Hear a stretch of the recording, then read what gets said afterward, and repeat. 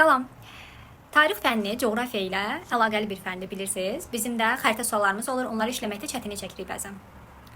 Niyə çətinlik çəkirik? Çünki uşaqların bəziləri hansı ölkələrin hansı qitədə yerləşdiyini belə bilmir. Eybi yoxdur, bilməmək ayıb deyil, öyrənməmək ayıbdır.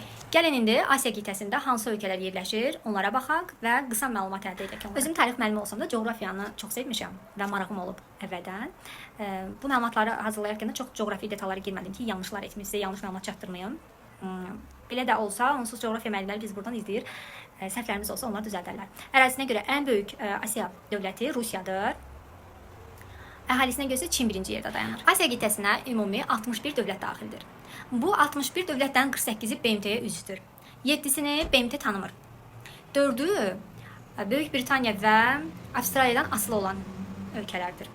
İkisi isə Çinin özəl idarə bölgəsidir. BMT-yə üzv olan 48 dövlət bunlardır.